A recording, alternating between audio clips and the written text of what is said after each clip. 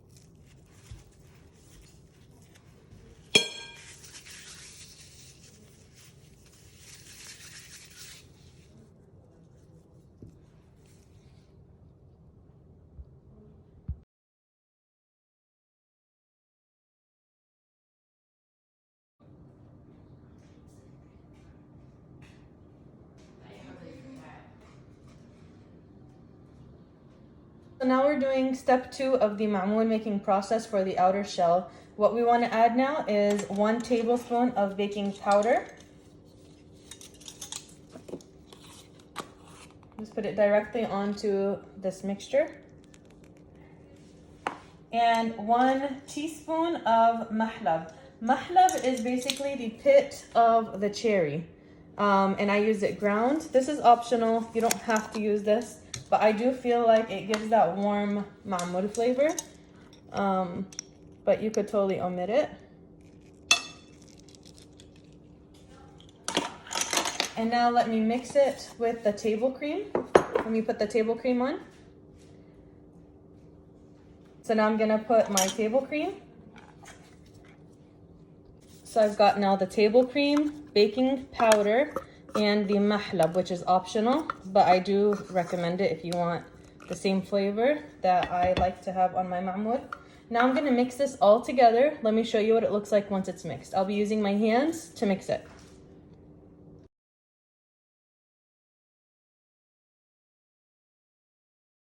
So this is what it looks like. It's like a nice wet dough. It should look like this and have this kind of consistency. Easy to work with. See, if I make a ball, it forms very easily. Let's get a tablespoon now and measure out tablespoon sized balls of the shell. Let me show you. So the mold I use is the mooncake mold. I get it from Amazon, and the size of this is usually a tablespoon of the shell with a teaspoon of the date filling. So you can use other types of molds like these, for example, but I don't know the measurement for these. You would have to kind of experiment a little bit. So now I have the measuring tool, the tablespoon. I'm just gonna make a ball like this. See? And I'm just gonna set them on a cookie sheet.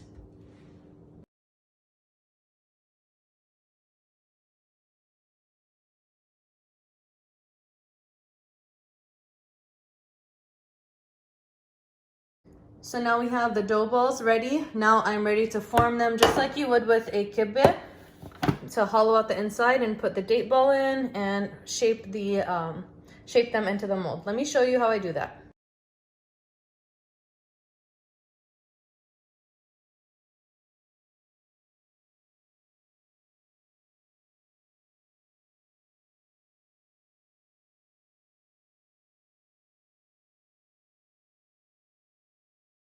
So here you have the Mamoul balls ready to be formed. They're all stuffed with the date filling and we are ready to stamp them. Let me show you how easy it is to stamp them.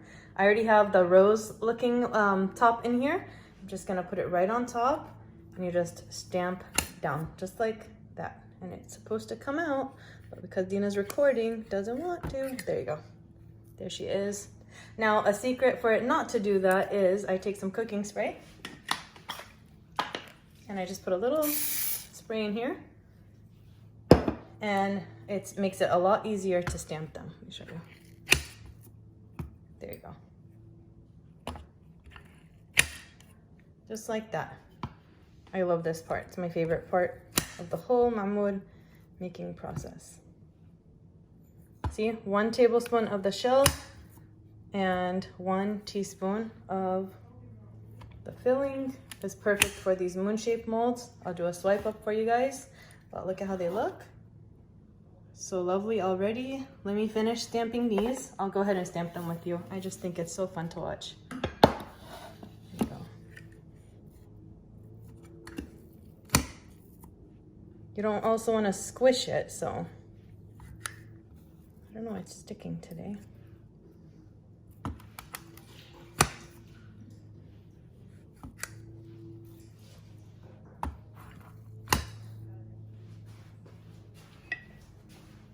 I just love how they look with the rose top and the powdered sugar on top when they're finished cooking.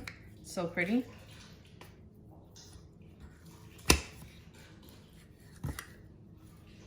How pretty is that?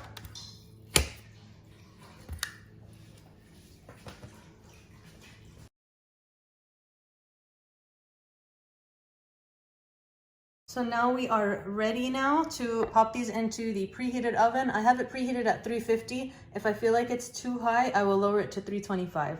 And I just stay by the oven. It's a good 15 minutes, I wanna say, until they start to get a little golden color on them. So I'm just gonna stand by the oven and let me go ahead and get my other tray ready. And it's just like a cycle now. I've got my whole stack of cookie sheets ready to be prepped with Mamoul. So I hope I explained it well. Let me show you what it looks like once it's out of the oven.